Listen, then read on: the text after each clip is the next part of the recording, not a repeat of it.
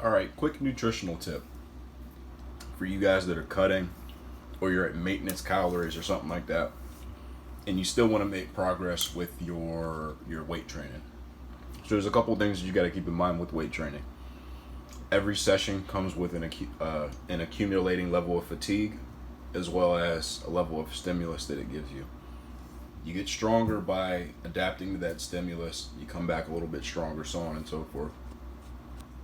When you're cutting, let's just say that like during a bulk you can come this far before your fatigue makes you pull back, right? When you're cutting, you may only be able to come that far before your fatigue makes you cut back.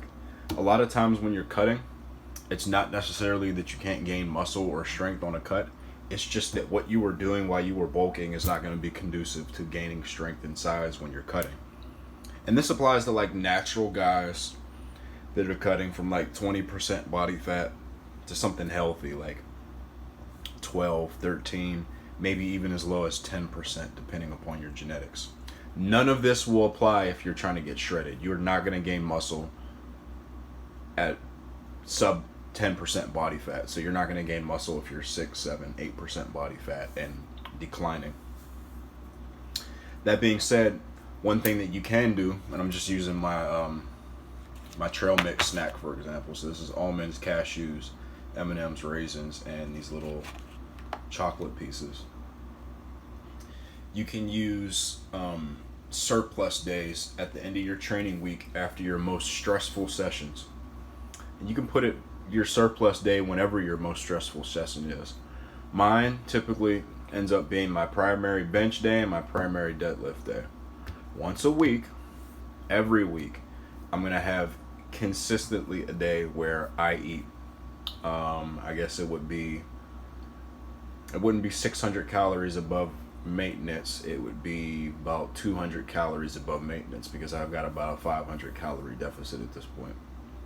Slowed things down from earlier in my cut. I'm almost done cutting. But I have days where I'm at a slight surplus so that the accumulating fatigue that was brought by my training week is made less fatiguing by this surplus day. So that's number one. Number two, and this is kind of my fault. I had a busy day. Typically this would be something like a full meal. Instead, this is like a cup and a half of trail mix, which is like 900 calories that I'm just eating real quick so I can get my calories in. For you guys that have low appetites, right?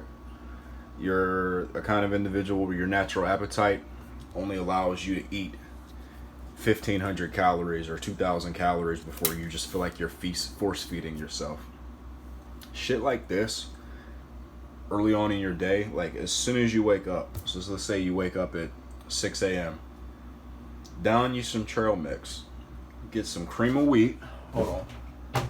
I'm going to actually pull some out my cabinet and tell you why cream of wheat can be a game changer.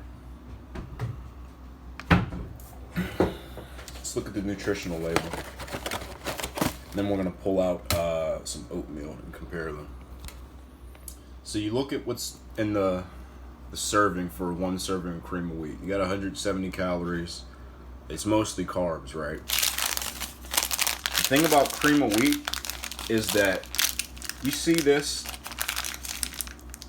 So this raised bumpy part is the amount that's going to be in your bowl. I'm not going to open it and waste it because I don't plan on eating it right now. But unlike oatmeal, your cream of wheat is just, it's going to stay this volume. Now the volume of whatever like milk you add to it is going to be added to it as well. But you're going to finish this in like 2 bites. It's 170 calories. You can put 2-3 of those in there along with some of stuff like this. It's clarified butter, peanut butter, maple syrup, and suddenly you have a breakfast that's like 1,000 calories that you finish in 2 freaking bites. It's a real game changer. My girlfriend doesn't have a large appetite, so typically what we'll do for her is that we front load her calories very early on in the day with stuff like that, trail mix, anything that's very calorically dense that doesn't take a long time to eat, it isn't like overly rich. So I'm not just shoving cheeseburgers in our face. You know, we're strategically picking foods that are very high calorie dense, not heavy on the stomach, digests quickly. As you see, it barely has any fiber. You know, this 1 gram is rounded up. It's less than 1 gram in all actuality. I'll take oatmeal for example. Oatmeal will double and triple in volume when you cook it, like, and it has fiber on top of that for the same amount of calories for a packet. It's just not suiting what you're trying to do if you're an individual that doesn't have a big appetite. But I'll make a full nutritional lecture at some point. I've been more so focused on like my strength and conditioning cert that I'm getting accredited, making content for stuff for that, so I can eventually sell that and, you know, create actual trainers that know what the fuck they're doing. But that will come at some point. I have been slowly but surely adding to that project. But real quick, just wanted to show y'all what I was eating on. Kind of give you some diet keys as well.